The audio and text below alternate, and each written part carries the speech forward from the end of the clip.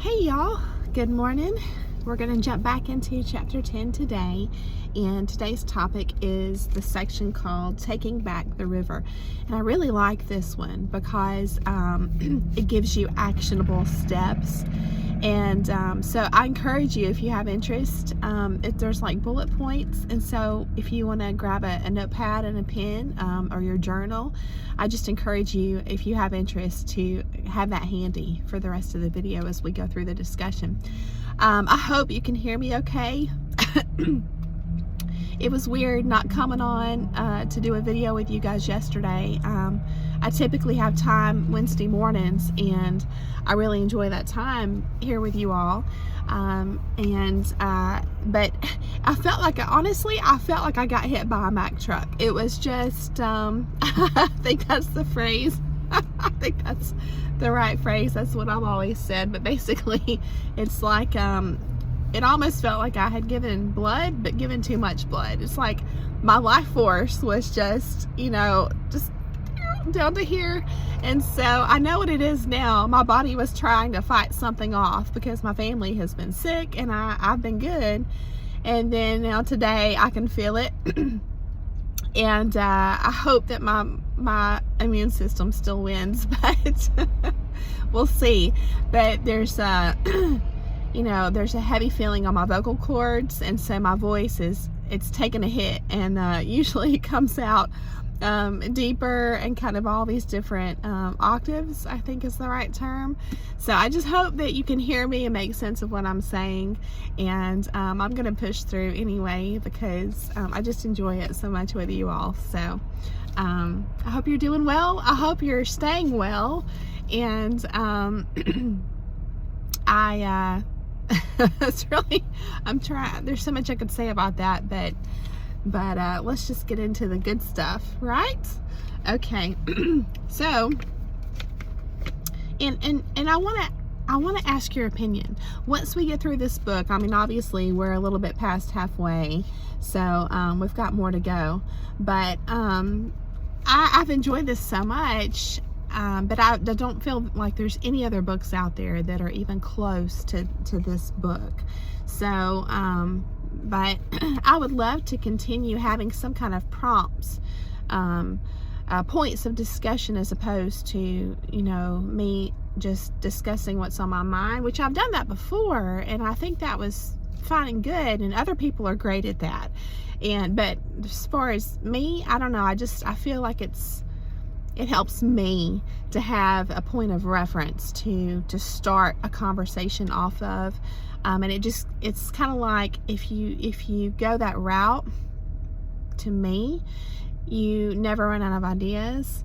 And it's not so much that I run out of ideas, but the truth is I have a story to tell.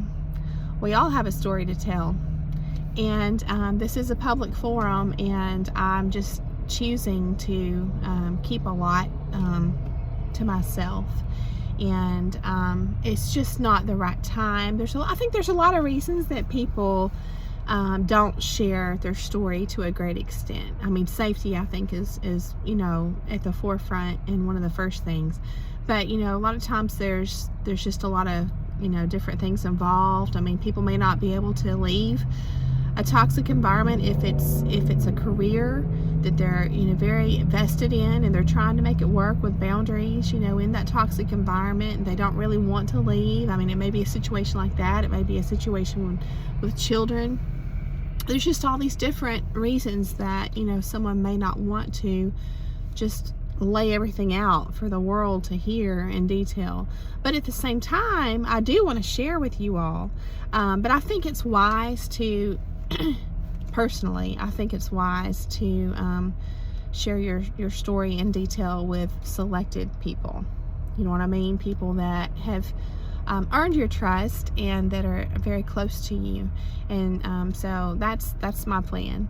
And so anyway, in the meantime, we can certainly discuss the generalizations of topics. And so I would enjoy, after this book, really anything. I mean, I would enjoy just speaking on topics from my experience, and and or having some kind of prompts. I thought about, reviewing articles together on this topic of narcissism and toxicity and human behavior, personal growth, other books if you have any recommendations. There's just even lyrics to a song, quotes. There's so many different expressions of people's experiences, people's thoughts, and that we can go off of and that we can take and run with and learn from one another as we discuss, and I think it's part of, in my opinion, the way that I can't remember if I shared this with you all, or if I found this quote or whatever, but there was something I came across recently that was talking about, I think I did read it to you, that was talking about preparing, remember the Field of Dreams, the movie Field of Dreams? I think that was mentioned in a recent video in the book that I was reading about it, where it was like, if you prepare it, they will come. It's kind of like that. I feel like if we can just start off with a point, it's like that's the preparation point, and then this numinosity flows. It's like an inspiration from above that flows in to help us discuss these very difficult topics, but yet from the angle of the victory. You know what I mean? And I think that is what really helps to catapult our healing and our inspiration for our life beyond bad experiences. And so I've rambled a lot, but I just wanted to get all that out. I hope that you got something out of it. So, okay, for real now, let's dive in. Okay, so taking back the river. It says, the life, death, life nature causes fate, relationship, love, creativity, and all else to move in large and wild patterns, one following the other in this order: creation, increase, power, dissolution, death, incubation, creation, and so on. That's kind of a heavy sentence right there. Really, there's a lot in there. Theft or absence of ideas, thoughts, feelings is the outcome of a disturbed flow. Here's how to take back the river. So I feel like the fact that she mentions the life, death, life nature, it says that's what causes all these things we experience in life. She specifically says to move in wild patterns, and I feel like that's, that's part of that mystical side of life that we don't quite understand, because we don't have the mind of God, and He moves in mysterious ways. Feel free again to apply your own lens to this, if you're not into spirituality, but I think that there's a lot of times, for me, in hindsight, I can look back on my life and I remember how, when things were going down excuse me, they didn't make sense to me. They felt very unfair. It felt, just confusing and painful. But then when you look back on it, you realize that you wouldn't be where you are today had you not experienced XYZ. And it brings you gratitude, for me at least. It brought me gratitude in a humbling manner, because I realized that, and this is my beliefs, that there's a higher power at work in our lives. And I do believe in free will, but I think that this either or thinking that is common, and I feel like it's part of human nature. I don't feel like that's really the truth, the higher truth. I feel like the higher truth is more of a paradox. And she even mentioned, it was weird because we'll get to it probably, but somewhere in here she talks about a divine paradox. Yeah. Right. She says that is the creative life. We'll get to it. It says it is made up of divine paradox. And that's, in other words, it doesn't have to be either or. It can be both and. So I think that we can have both free will and a higher power at work in our lives somehow. But, I do believe that, as human beings, we're limited, and we're designed that way on purpose, to live in conjunction with this beautiful relationship with the divine, to help us. I mean, we're instructed in the Bible to seek his guidance continually. And that's another lens to look at this flow as that higher guidance, that inner guiding light, your gut, your intuition, whatever lens you want to look at it, through your higher self, however you want to, position it for you.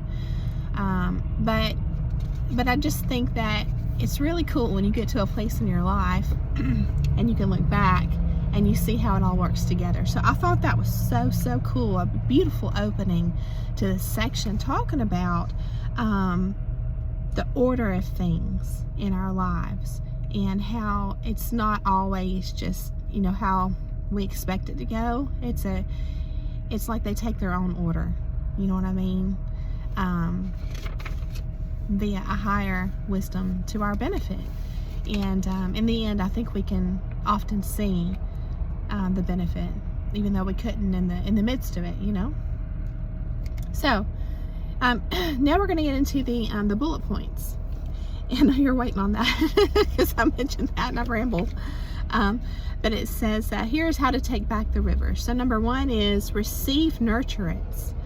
And a lot of times, I wouldn't even say a lot of times, I feel like all the time, every time we come out of a narcissistic entanglement, narcissistic abuse, when we get away from it, we have experienced years sometimes of neglect, and psychological abuse and all these other things. So that nurturance is something that we need. We're in a deficit there, so and I think that here's something to think about. I have a rescue dog, and she's beautiful and wonderful, and rescue dogs to me seem to be so grateful. It's like you can see in their little spirit, in their eyes, how grateful they are that you just love them, just that you care for them. And I'm thinking about, sometimes if you're going through the, shelter, the animal shelter or whatnot, and you're looking at the different animals, which is heartbreaking to me. Some of them, that are growling and very aggressive, they've been abused. And so that's what, has happened to them. They are very distrustful of human beings. And so, like if you try to pet one of those dogs, you're likely going to get bit. And they'll even have it on the cage there, bites. And it's sad because a lot of times those are the dogs that get put down. So she's talking about in this section here, the receive nurturance to begin the cleanup of the river. That's the number 1. She's talking about how we dismiss compliments. In other words, it's like we're not able to receive that anything that comes from a place of good intentions from another person, because I think that our trust gets dinged, damaged, hurt after coming out of these relationships, and that's normal. That's a normal response. And my point is, it should be obvious to us that that's normal. We shouldn't self-convict, because look at these animals, they're the same way. It's just you've come to expect that. And so it's hard to receive compliments. You have to rebuild trust again, but you have to do it from a wise place. And so a lot of times we got into this mess to begin with because we were too trusting to begin with. So it's kind of like getting back in balance there. And so that's how I view this part where she says receive nurturance. So it's important, because there is good in the world. There are good people in the world. And, if we can just carefully take in, compliments, even something as simple as that, it can help in our healing process, is the point. So She says it takes practice. Number 2 is respond. Excuse me. That is how to clear the river. She goes into talking about wolves and how they're very creative and they make dozens of choices every day, and all these different aspects of how they are and how they behave. She talks about that. This is cool. She says their ability to find the hidden, to coalesce intention, to focus on the desired outcome and act in their own behalfs to gain it, are the exact characteristics required for creative follow-through in humans.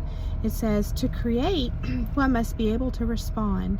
Creativity is the ability to respond to all that goes on around us, to choose from the hundreds of possibilities, yes, of thought, feeling, action, and reaction, and to put these together in a unique response, expression, or message that carries moment, passion, and meaning.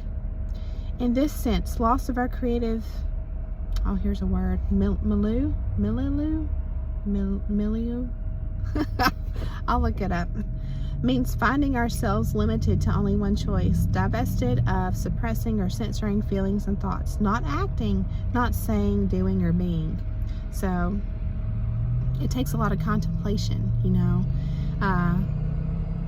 but it also takes getting out of that frozen state too, to respond, you know. Number 3 is be wild. She says that is how to clear the river. The river does not flow in polluted. We manage that. The river does not dry up. We block it. If we want to allow its freedom, if we want to allow its freedom, we have to allow our ideational lives to be let loose, to stream, let anything come, initially censoring nothing. That is creative life. It is made up of divine paradox. I'm gonna be honest with you. I don't know that I agree with initially censoring nothing. I think what she means is initially being receptive in your mind, not acting on something, you know what I mean? But initially considering. It's like, don't censor, because you've already recognized in the other parts we've read, you've already come to a place where you recognize that you may be overly defensive and walled up and boundaried up, you know. It's like you started out maybe on one extreme of being too trusting, and then maybe you swayed over here to the other extreme. And so it's kind of like, at least to allow that flow of possibilities, you don't want to censor anything in your mind, because if you do, you're not even going to see all the possibilities. I think that's what she means. It doesn't mean you have to take it in as truth, believe it, and act on it. You know what I mean? Number 4, begin. This is how to clear the polluted river. So this is like the acting part, you know. And she talks about being scared, and she says if you're scared, so what? It's okay to fail, you know. And I think that's true within reason, again, as long as you're not putting yourself out there to the degree that you could be in danger. So, and I don't think you're going to do that again after your eyes have been open to the motives of some of these people, and, you know, how people can be and how they can wear a mask and be vicious and a wolf in sheep's clothing, in a bad way. You know what I'm saying? In sheep's clothing. So it's I don't think you're just going to freely just go out there and just sway right back again to this fully trusting mode anyway, and I don't think we should. But still, I think that once you've thoroughly thought something through, I think taking action and getting up and out there is important, you know, and I think that's what she means here in this step. Number 5, protect your time. This is how to banish pollutants. So I like that she associates your time with pollution. Think about all the things in your life that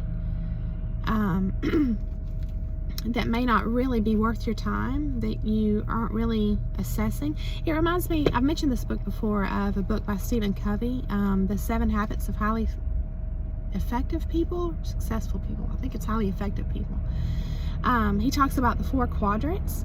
And in the 4 quadrants, it's been so many years, I can't remember the details, but it's dividing things up into like emergency items versus time-sensitive items versus I can get to it later, but it's still important, versus it's really not important and it's not time sensitive either.